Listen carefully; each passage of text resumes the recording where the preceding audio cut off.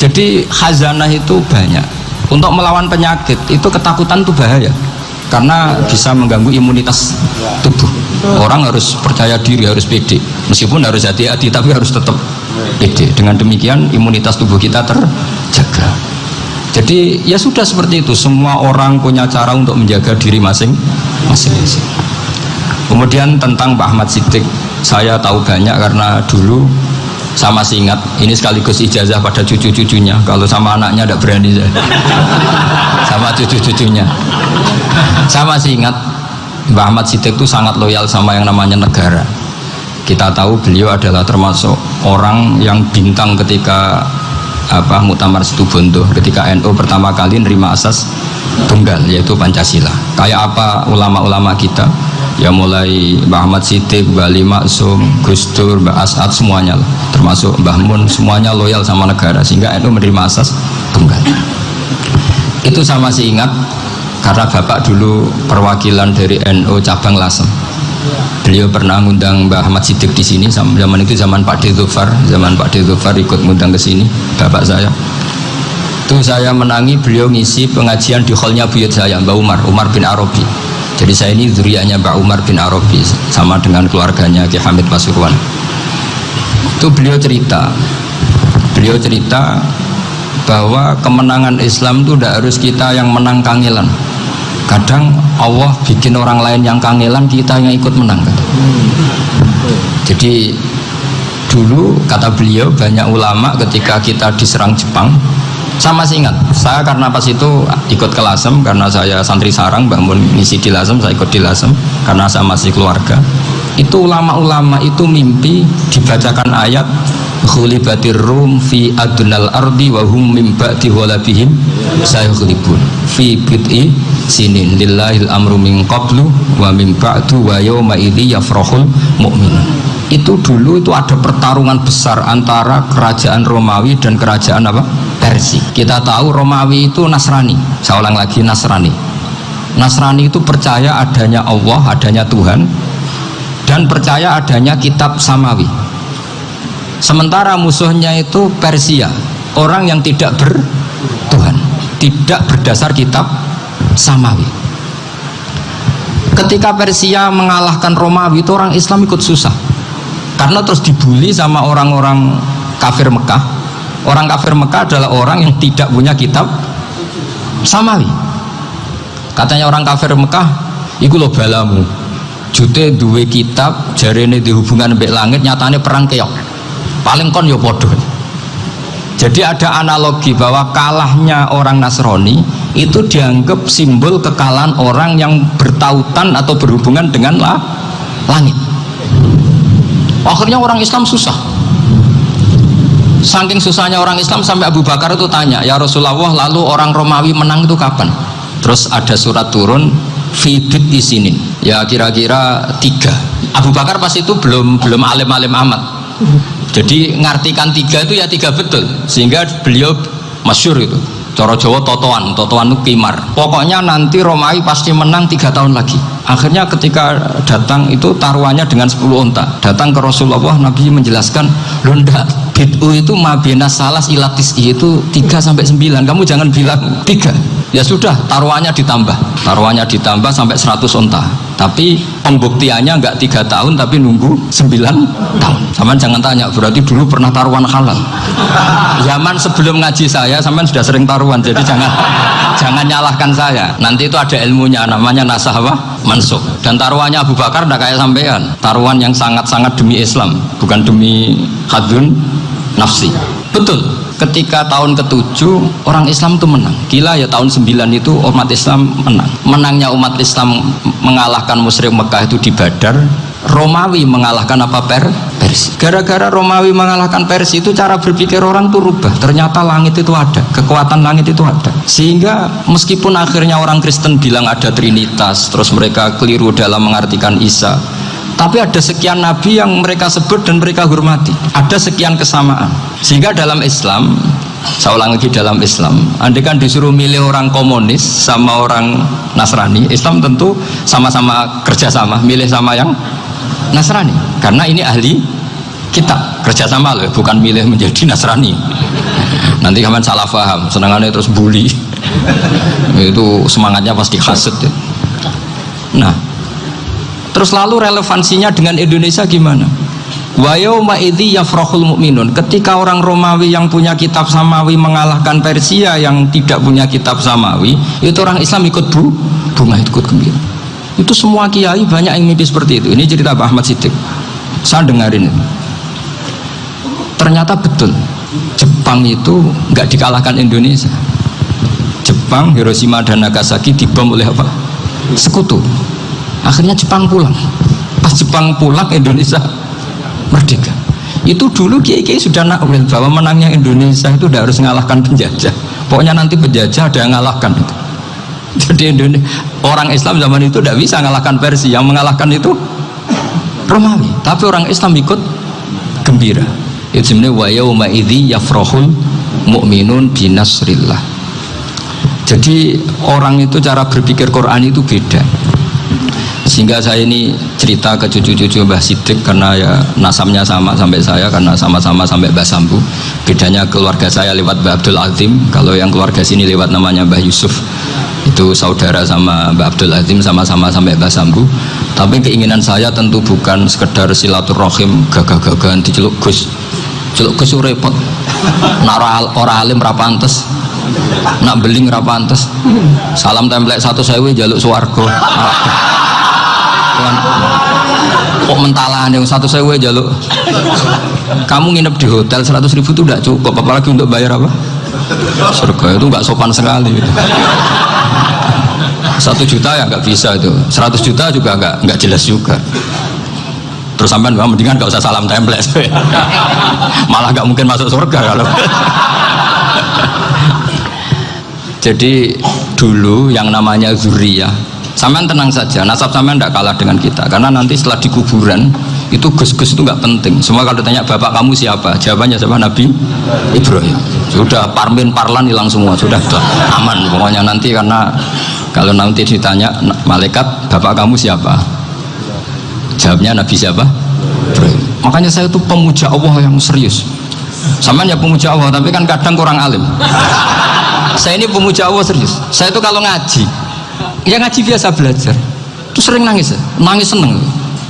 Misalnya saya baca tadi, Miftahul Jannah la ilaha illallah, kunci kok dikasihkan. Kita ini masuk neraka gak pantas, enggak bawa kuncinya kok masuk. Harusnya kita ini masuk surga, kita kan pegang kunci surga, gak pegang kunci neraka. Maka aneh kalau kamu masuk neraka itu aneh. Coba kita pegang kunci surga apa kunci neraka? Tapi ada teman saya suon rokok anu kunci ini. Karena tidak ada pintunya. Terus saya bilang, kamu kok tahu? Memangnya mau ke sana, kata saya. Saya tidak punya rencana tahun neraka. Karena nanti di antara syafaatnya Quran itu orang kalau mau masuk neraka tidak jadi. Ya nggak apa-apa ya, diatur sendiri. Jadi di antara syafaatnya Quran itu orang nggak jadi masuk neraka. Jadi syafaat itu ada 2, dari neraka diangkat ke surga, dan itu bisa lama itu. Tapi kalau syafaatnya Quran itu yang belum masuk neraka supaya nggak jadi masuk neraka. Karena neraka juga punya aturan, dia juga kena aturan fikih. Jadi udah betul ini, saya ada guyon. Jadi kena konstitusi apa? Fikih. Sama tak ceritani syafaatnya Quran itu, ada orang itu beling itu fasik. Itu dihafal surat Tabarok, hafal betul. Tabarakalladzi biyadihil mulku wa huwa ala kulli syai'in qadir alladzi khalaqal mauta wal hayata. Pertanyaannya gini, boleh enggak orang menginjek surat Baqarah? Boleh enggak? Enggak. Padahal orang hafal Quran itu artinya ayat itu ada di hatinya. Fa inna wa ta'ala la yu'adzibu qalban wa al-Qur'ana. Allah tidak akan menyiksa hati yang menyimpan Quran, yang jadi flash disknya Quran, yang jadi rekaman Quran. Singkat cerita orang ini hafal. Pas ketemu Mungkar Nakir prosedur kan, ini orang fasik mau diantemin sama Mungkar Nakir. Prosedur ya, dia kan prosedur standar. Si surat Tabarak akhirnya menjelma jadi seseorang yang gagah berani. Kamu nggak boleh nyiksa orang ini, saya ini kalamuah. Kalau kamu nyiksa dia berarti nyiksa saya. Kamu berani sama kalamuah? Wah ya tidak berani dari Mungkar Nakir. Tapi orang itu nakal, harus saya gebukin. Tapi kata Quran tadi, tapi saya di situ pasti kena saya. Oh debat. nggak ada lajnahnya, ini nggak ikut. Kalau Gus Firjon ikut jadi lajnah. Kalau jadi lajnah pasti kroninan, kalau santrinya dimenangkan nanti. Akhirnya debat. Ya sudah, kita ketemu Allah. Akhirnya Mungkar Nakir sama Quran tadi surat Tabarok datang sowan sama Allah. Terus kata Allah, memangnya kenapa Mungkar Nakir? Saya harus nyiksa dia karena dia fasik ya Allah. Memangnya kenapa surat Tabarok? Saya ada di situ. Menurut aturan orang tuh nggak boleh injak-injak Quran. Kalau dia nutuk saya, nutuk Quran, itu harus dikasih tahu fikihnya Mungkar Nakir. Akhirnya Allah ngendikan gini ke surat Tabarok, ya sudah terserah kamu. Kalau terserah pulau Gusti, Mungkar Nakir gak boleh nyentuh orang ini. Ya sudah selamat. Sehingga terus itu sama baca di termasuk mujizatnya surat Tabarok di tafsir Ibnu Katsir banyak. Karena tadi logikanya malaikat itu juga kena aturan fikih. Sehingga banyak ulama termasuk Said Muhammad ngendikan pertanyaan Mungkar Nakir itu tidak semua orang kena. Kalau semua orang kena, nanti kalau tanya Nabi Muhammad, waman nabiyuka? Aco kan jamnya. Nabi kamu siapa? Saya ini Nabi. Ya kan? Lah nanti kalau pas ketemu Nabi Ibrahim, waman abuka? Jadi repot kan? Makanya ada kiai yang guyon kalau ditanya, marab buka? Saya ini guru tauhid sembrono. Saya ini ngajar Ummul Barohin, kamu tanya marab buka? Masyhur itu keramatnya Imam Malik itu. Ada Ashabu Malik, rajulun min ashabi Malik. Beliau ditanya Mungkar Nakir, marabbuka manabiuka. Imam Malik datang, ini seumur-umurnya itu ngajar tauhid. Kok kamu bedai enggak sopan kamu? Dan kita berharap barokah sampean ngaji nanti itu.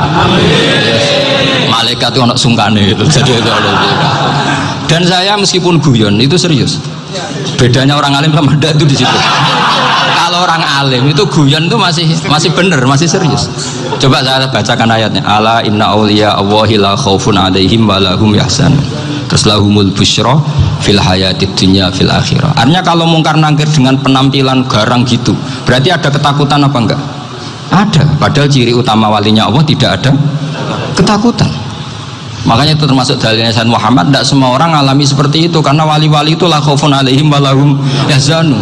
Wah anak kiai ketemu karena kerja buat tidur wedek. Iku rezeki ora kalau pertanyaan itu nak konan santri piye. Lho isen wis kiai dihanjuti Mungkar Nakir. Malu gak kira-kira? Mesti pelengahan konan santri piye. Nah jawabannya gampang karena pernah ngajar tauhid. Makanya Sayyidina Ali ini cerita ini ada di kitab Nurul Dholam. Sama lihat di kitab Nurul Dholam karangannya Syekh Nawawi Banten. Itu Sayyidina Ali itu ya, andikan orang biasa mungkin ya agak-agak hasut, tapi ini wali gak boleh kamu katakan hasut. Dia itu mangkal sama Umar. Orang kok setiap orang pernah dibentak, apa dia berani bentak Mungkar Nakir? Penasaran dia. Bagaimana kerengnya Umar itu berlanjut enggak gitu kira-kira. Akhirnya minta, ya Allah saya minta kasyaf. Ya karena yang minta Sayyidina Ali karena mau wajah dituruti sama kasyaf. Dilihat Sayyidina Umar pas meninggal itu. Jadi hasud itu ya kadang penting asal baik. Loh betul, bahasa Kanjeng Nabi kadang la hasada illa fisnaten. Itu Nabi bahasakan ya hasad. Gus Firson aja yang nafsirkan ghobtoh itu kan gaya-gayanan sebagai ulama. Aslinya Nabi ngendikannya itu la hasada illa fisnaten. Ulama yang ganti itu namanya ghobtoh. Wong Nabi sendiri nyebut hasad, kok kamu tafsiri ghobtoh. Ya hasad ya hasad. Udah ada usah ditawil-tawil, pokoknya gitu. Kalau sama nggak percaya nggak apa-apa. Kok gitu aja kok repot. Karena sama nggak percaya kemungkinannya dua. Satu nggak ngerti. Dua sama-sama alim. Kan dari awal kalau sama-sama alim kan laisa li alimin ayuqallida aliman akhor. Kita nggak perlu saling mengikuti. Ngapain hasud? Biasa aja. Akhirnya Sayyidina Ali kasih. Pas Umar bangun, setelah mati kan bangun, setelah meninggal bangun. Mungkar Nakir datang dengan perang yang sangat garang. Itu digambarkan Sayyidina Ali, matanya itu kalkidril ghali, kayak apa kendil yang apa menganga. Seru. Sayyidina Ali senang, paling takut ini Umar. Senangnya bukan main, wah ini mesti takut Umar. Biasa. Ternyata enggak, Umar malah bangkit. Woi Mungkar Nakir deh. Kamu tahu menghadapi siapa? Itu betul. Kamu itu menghadapi temannya ahabbal khalqi ilallah. Yang diandalkan temannya bukan dia. Kamu tahu yang kamu hadapi, saya ini teman kekasihnya Allah. Jadi boleh kamu mengandalkan Mbak Virjon nanti. Tapi nanti resikonya mungkar-nakir tanya, itu Virjon siapa? Wah itu masalah itu kan. Makanya syaratnya wali itu harus ma'rufun fis sama. Di langit sudah populer. Makanya dulu ada orang yang saking seninya Abdul Qadir ditanya apa saja jamnya Abdul Qadir Al-Jilani, itu aman karena beliau populer. Makanya program kita harus populer dulu di langit. Nah, itu nanti kalau dicatut oleh santri-santri nggak apa-apa. Kalau nggak populer nanti dicatat itu siapa? Masalah ini. Umar itu yang dibanggakan itu, kamu tahu saya siapa? Ya enggak tahu. Saya ini temannya kekasihnya Allah. Temannya Muhammad. Iya, Muhammad Rasulullah. Mikir, waduh, repot. Loh, di dunia aja gitu kan, temannya presiden, temannya panglima, apalagi ini temannya Sayyidul Awalin wal Akhirin. Di dunia aja bilang temannya presiden, menteri, orang sudah takut, apalagi ini temannya Sayyidul Awalin. Hanya karena terus konfirmasi sama Allah, gimana ya Allah ini ngadepi. Sebetulnya diandalkan itu temannya, bukan dia. Wah, akhirnya sama Allah dibilang, ya bu, ya sama seorang seperti itu bu yang sopan. Terus semenjak itu Mungkar Nakir itu nggak selalu berpenampilan seperti itu, sangat. Jadi semoga itu konsisten sampai nanti. Jadi kamu kalau ingin nggak takut Mungkar Nakir, jadi wali dulu. Karena syaratnya tadi hanya wali sing la khaufun alaihim wa lahum yahzanun lahumul busyra fil hayatid dunya fil akhirah. Jadi orang itu kalau ngaji itu harus khatam. Jangan semuanya kena pertanyaan. Dan kalau semuanya kena pertanyaan nanti repot. Kalau Nabi Muhammad ditanya waman Nabi juga. Nabimu siapa? Lu kan terus jadi aneh. Jadi makanya ngendikane Sayyid Muhammad semua ulama lah, nggak ada am kecuali ditaksis. Kecuali sifatnya Allah. Misalnya bikulli syai'in alim, ya benar-benar bikulli syai'in. Tapi kalau am semuanya pasti ada taksis. Meskipun dalam muhawarah muhadasah biasa. Misalnya contoh gampang, istri kamu baru seneng kamu, mas nak pengen apa-apa itu lapor aku, gak apa-apa mas, mesti aku seneng gak sama lapor. Iku dia pengen wayo. Wah langsung jadi apa wae.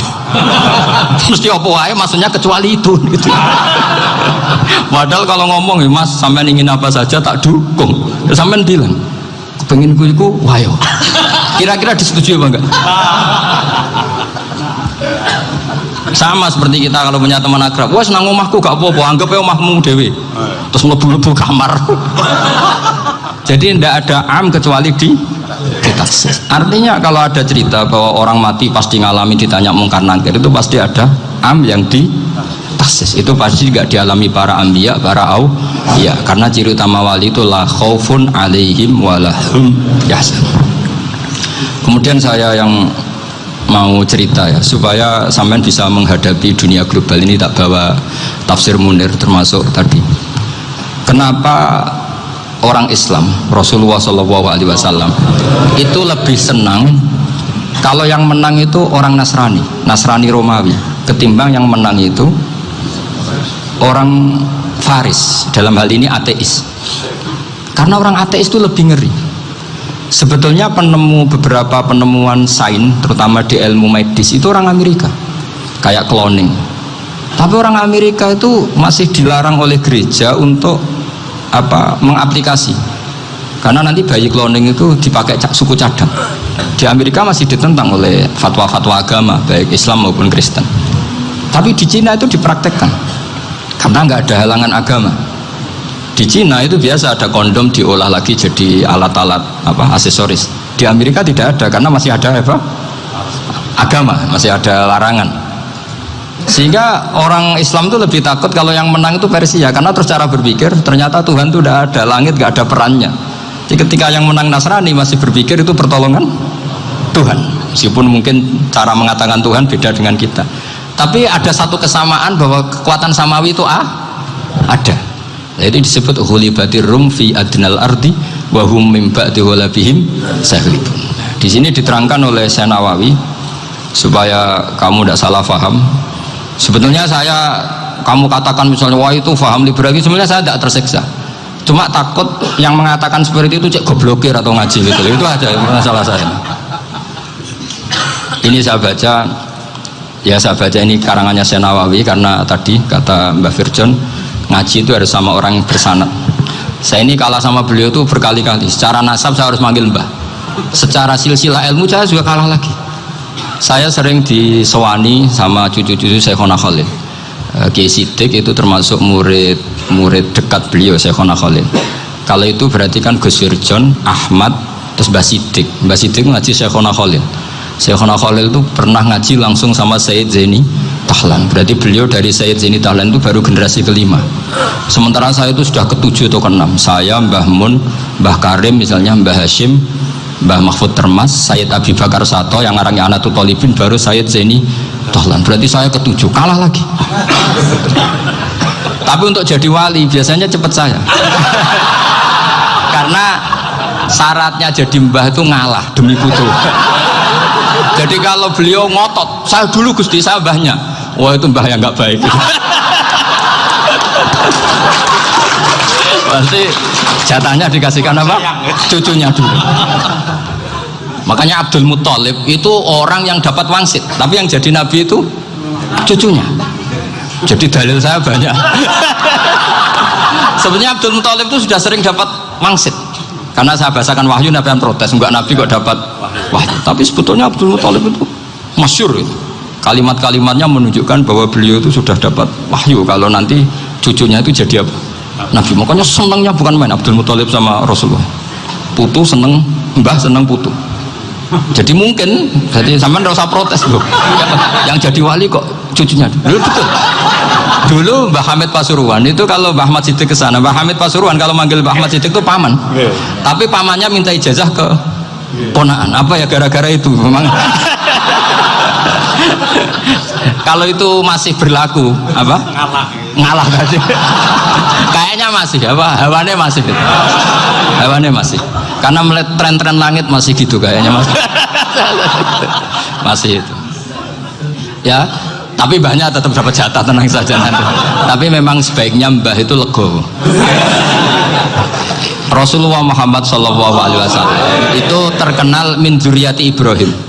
Tapi kata Rasulullah, ana dakwatu Ibrahim wa bisyaratu Isa. Aku nganti ngene iki barokah dongane Nabi siapa? Ibrahim. Jadi dongane Nabi Ibrahim ya tiba teng putu. Jadi banyak bukti bahwa jatuhnya ke putu gitu. Tadi saya di kamar sama beliau berduaan. Nih Mbah sing dadi wali di sini, aku webang. Cocokan tadi. Nah, kenapa saya akhir-akhir ini gulirkan daftar wali? Kenapa?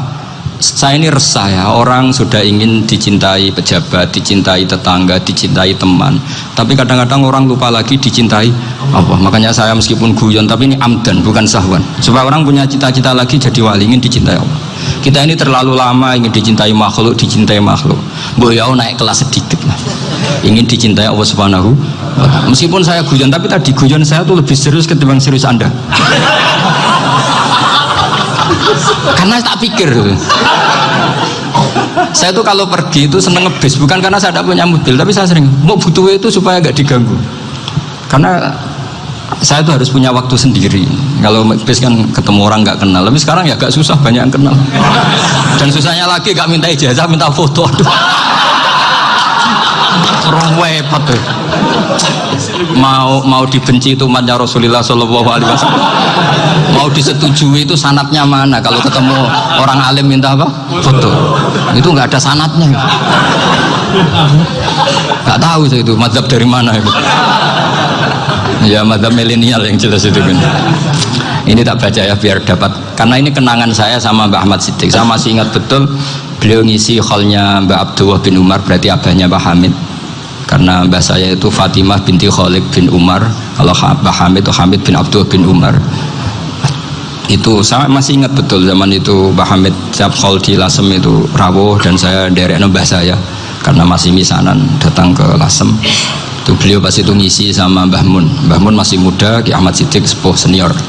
Itu beliau cerita bahwa dulu ketika Indonesia dijajah Jepang itu para kiai mimpi dibacakan ayat Khulifatir Rum fi adnal ardi wa hum min ba'di ghalabihim salim. Terus ada kiai yang tanya, takwilannya gimana? Ya nanti Jepang pulang bukan karena kita yang mengalahkan, tapi Jepang ada yang mengalahkan sendiri meskipun tidak kita.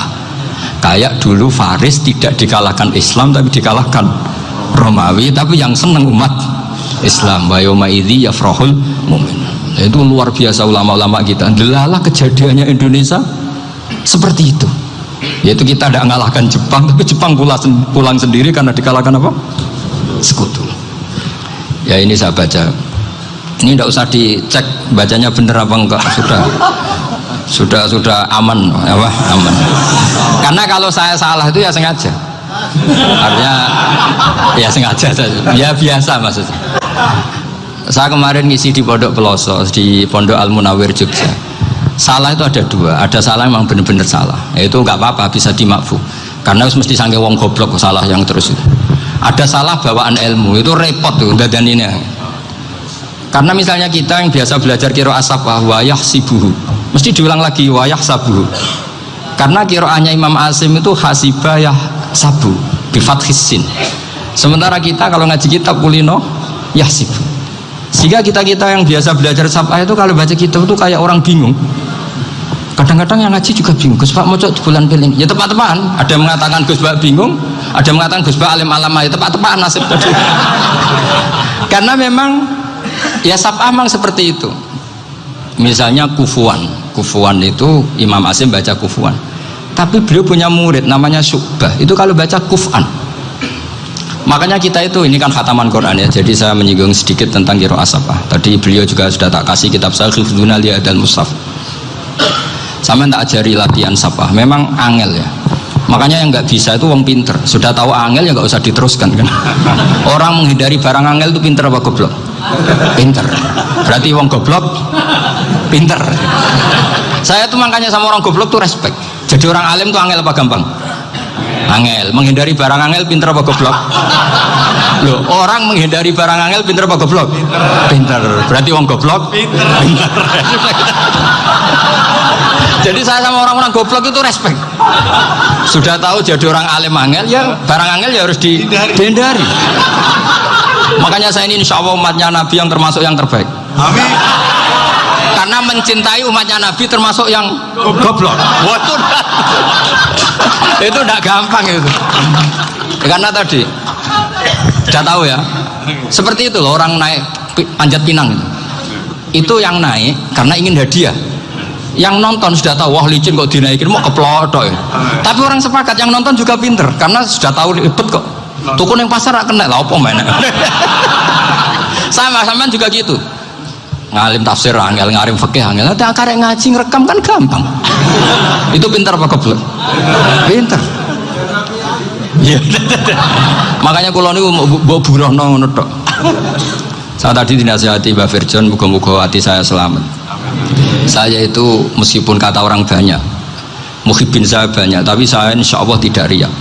Saya itu pakai kitab namanya Tasbidul Fuad, itu karangannya Said Abdul Al-Haddad. Ketika beliau punya muhibbin banyak ditanya, bagaimana ya Habib Anda menjaga hati Anda?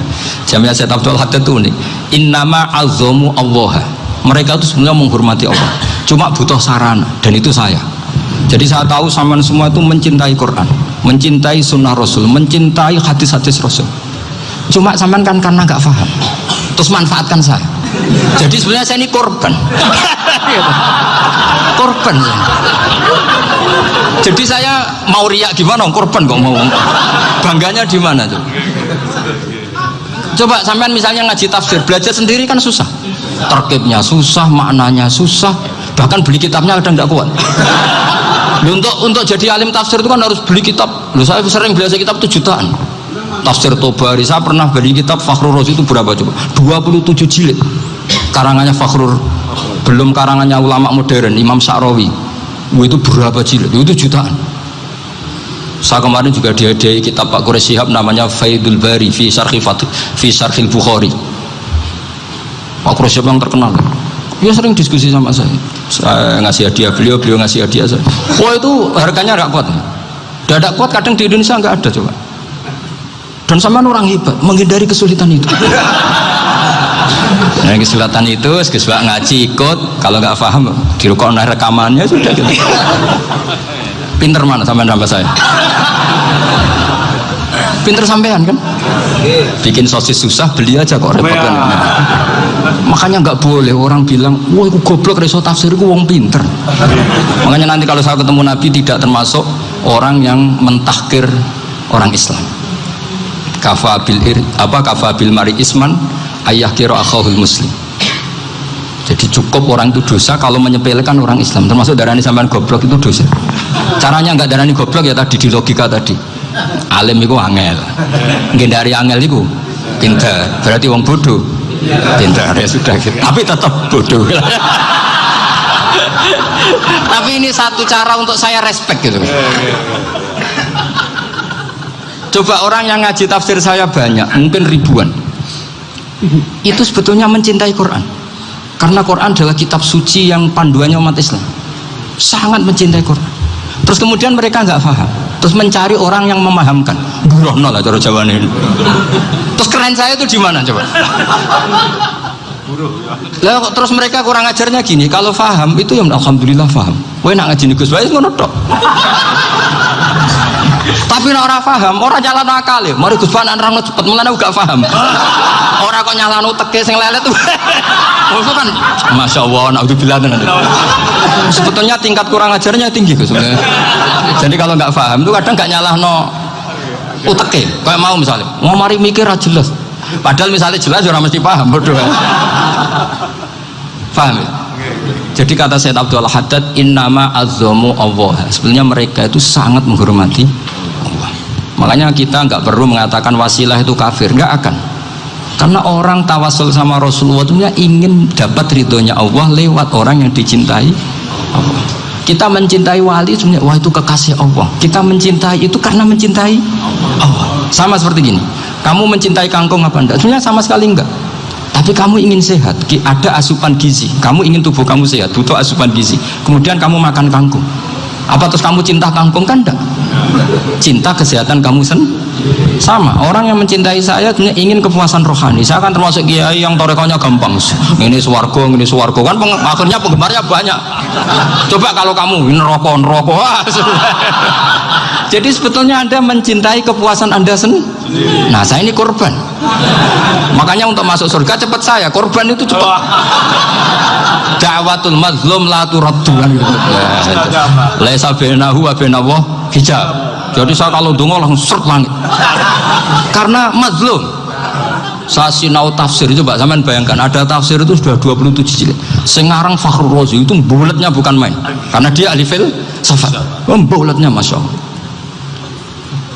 Sudah gitu sinau Jalalain kadang dikomen oleh Sawi. Sudah kita percaya Jalalain sebeli dibuli Sawi. Percaya Sawi dikandani, oh itu Maliki rasa ribet. Sudah gitu sinau Qurtubi, sinau tafsir Tabari itu susahnya. Belinya susah, belajarnya susah. Padahal saya punya keluarga, punya istri, punya anak. Bayangkan kalau istri saya rewel ke istri sampai. Wah itu, tapi alhamdulillah enggak. Sama sekali enggak. Allah sudah memilihkan, wah ini bahaya kalau punya istri rewel. Imam Sibawai itu kitabnya banyak, tapi yang terbukukan hanya kitab Sibawai. Karena beliau kalau sudah belajar lupa istri. Hanya pas beliau di pasar, kitabnya dibakar semua sama istrinya. Karena dianggap saingannya. Ternyata yang dicerai tidak kitabnya, malah istrinya. Itu Imam siapa? Sibawai. Tapi alhamdulillah kitab saya nggak terbakar, aman.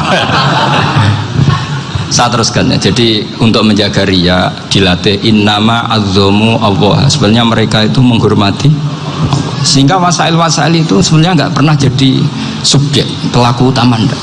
Tetap Allah. Sebab itu kata Sayyid Muhammad, kamu kok mengatakan wasilah itu kafir itu gimana? Ketika innallaha qad ba'atsa lakum taluta malika. Talut itu ya manusia. PD-nya itu apa? Inna ayata mulkihi ayyatiyakumut tabut fihi sakinatum min rabbikum wa baqiyatum mimma taraka ahlu Musa wa ahlu Haruna tahmiluhul malaikah. Jadi beliau PD itu kalau bawa sunduk semacam peti sakti, sing di situ ada baqiyatum mimma taraka ahlu Musa wa ahlu Haruna tahmiluhul malaikah. Ya kayak semacam jimat ya. Tapi saya bukan mensyariatkan jimat enggak, karena nanti banyak penjual yang pembohong juga gitu loh. Cuma cerita, kamu tidak usah mengatakan kafir. Dulu Tolut PD-nya kalau bawa sunduk semacam peti kesaktian yang di situ ada baqiyatum mimma taraka alu Musa wa alu Harun tahmiluhul malaika. Sehingga Khalid bin Walid meskipun beliau sahabat dan menyaksikan wajah Rasulullah SAW, itu bawa sya'aratun min sya'aratihi Rasulullah SAW, bawa rambutnya Nabi. Perang kemana-mana itu diletakkan di pecinya. Nanti sama tanya lagi, masa pakai peci Khalid bin Walid itu? Wah panjang, sampai itu repot. Sampai tak warai ngaji usul fikih. Usul fikih itu kalau ngaji itu ada istilah tangkihul manat. Ini mesti ini wilayah yang kita bisa berdebat sama Mbah Firjon. Dulu itu musuh saya karena saya makili Anwar, beliau makili Peloso. Tapi tahu-tahu kalah tua terus saya mengundurkan diri. Di fikih itu ada istilah, ada tangkihul manat, ada tahqiqul manat, ada tangkihul manat. Tangkih itu kira-kira gini, lafadz hadis itu dibuang sekian untuk tahu bahwa itu madarul hukmi. Misalnya gini, tak beri contoh paling gampang. Sama harus paham, kalau nggak paham nggak pinter-pinter. Ja'a a'rabiyun ila Rasulillah sallallahu alaihi wasallam. Ya karena ini menghormati Mbah Ahmad Siddiq, saya orang alim, jadi ngaji ini tetap ada suasana alim. Ya harus ada suasana alim, nggak perlu jadi orang alim, tadi susah. Sudah ngindari susah itu pintar, sudah itu aja. Jadi orang alim susah, ngindari barang susah pintar, berarti orang tidak alim pintar. Nah, meskipun tetap sudah kita itu pegangi sampai mati nanti. Loh, jadi orang alim itu repot.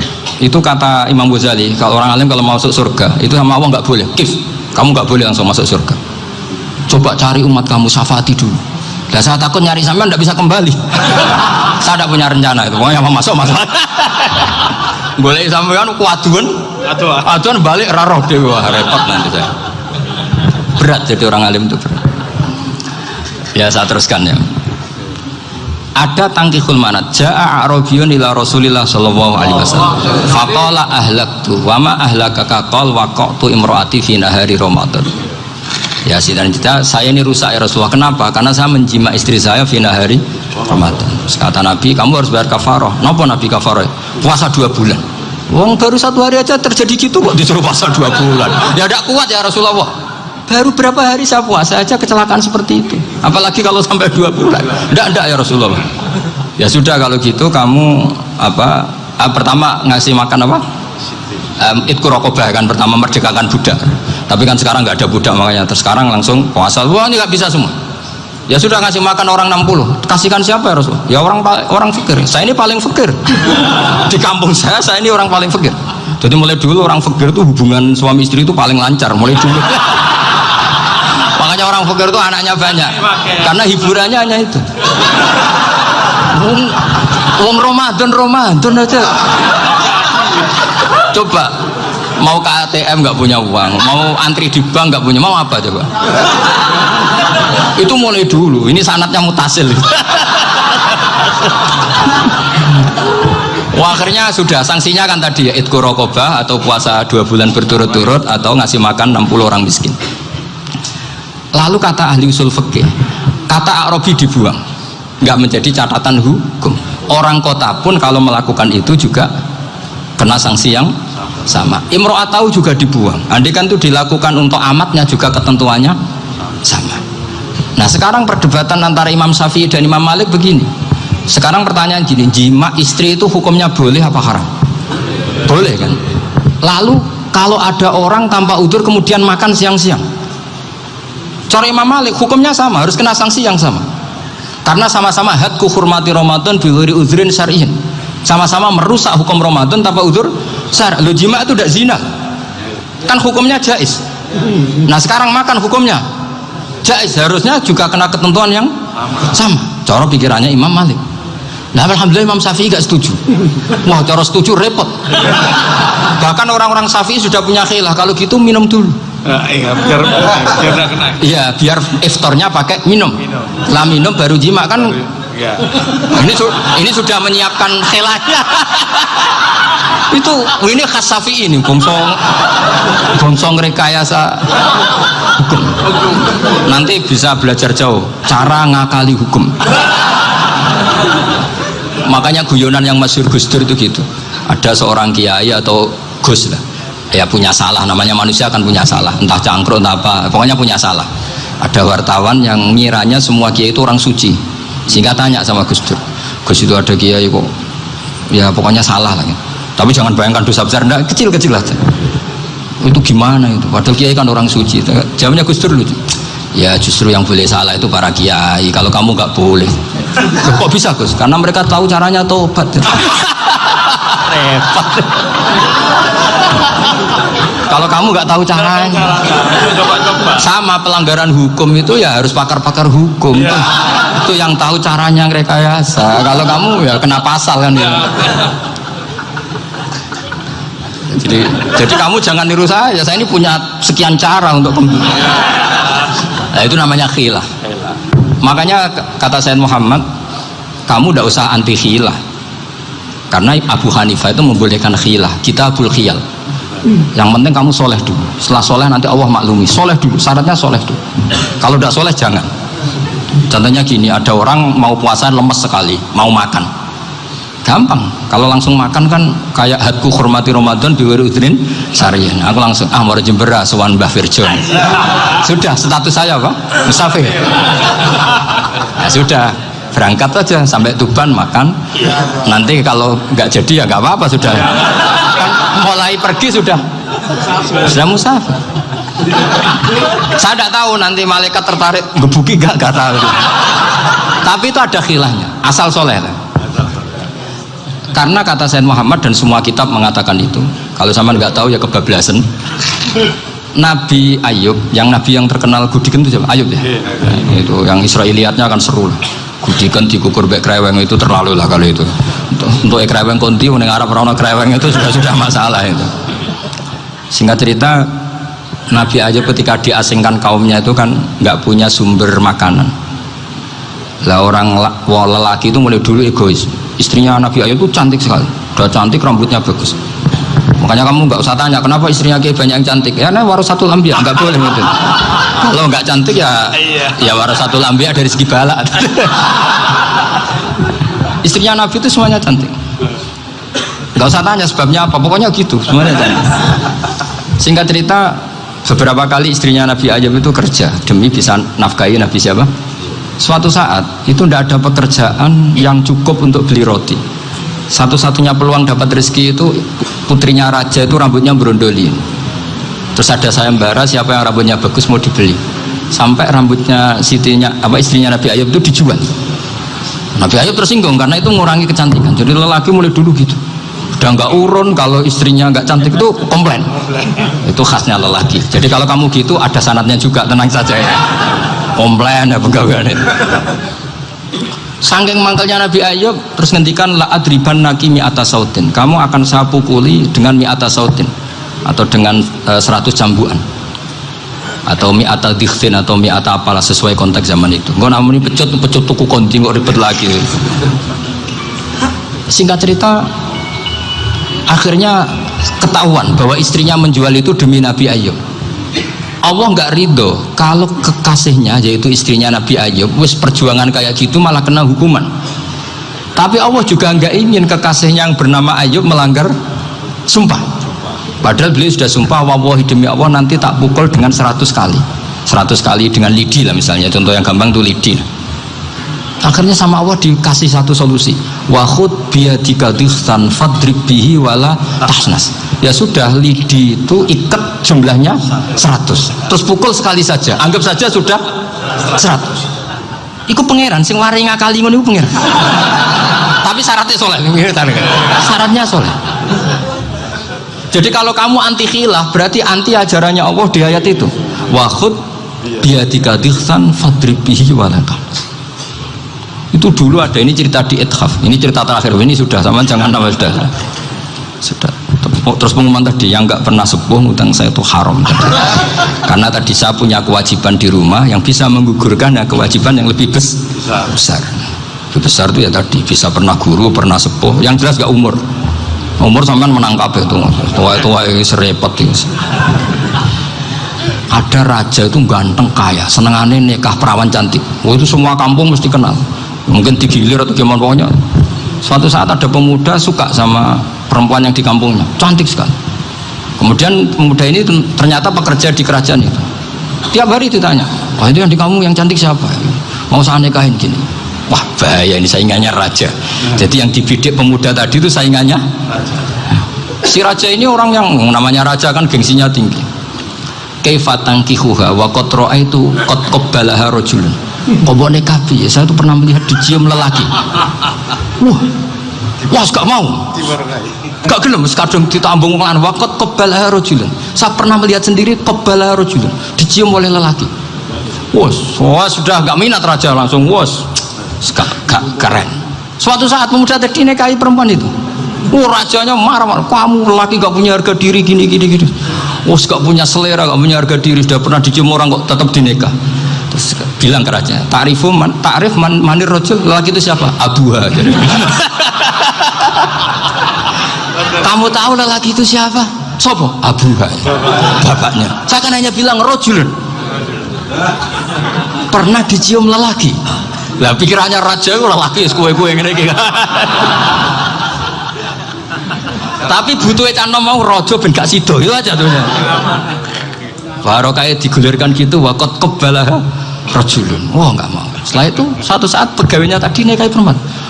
Kamu nggak punya harga diri gini.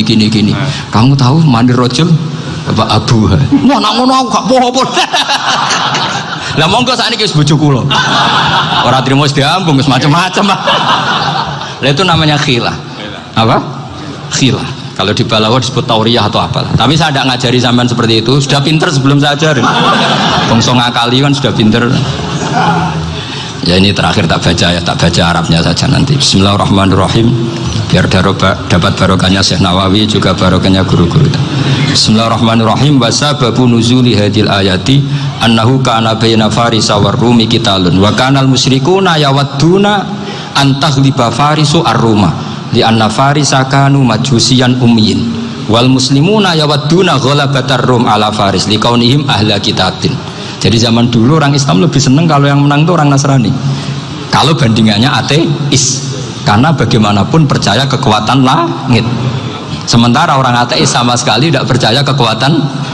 Apapun bedanya kita dengan Nasrani itu ada kesamaan, yaitu percaya adanya kekuatan langit. Sehingga ketika orang Romawi kalah itu orang Islam ikut susah. Paham ya? Makanya ini tak baca biar sampean nggak macam-macam pikirannya. Fab'atha Kisra saat terusnya, ya pokoknya seperti itu. Akhirnya Rasulullah SAW berdoa lebih seneng yang menang itu Rom karena ahli kitab. Artinya apa? Kemenangan ahli kitab adalah kemenangan makhluk atau hamba Allah yang mentautkan kekuatan kita di bumi dengan kekuatan langit. Makanya saya berharap selain kita ikhtiar medis, kita harus memperbanyak istighfar. Bagaimanapun semua itu dari Allah Subhanahu wa Ta'ala. Kita menghormati negara dengan ikhtiarnya, tapi saya mohon sekali kita juga istighfar, karena semua itu juga ditentukan oleh Allah, oleh langit.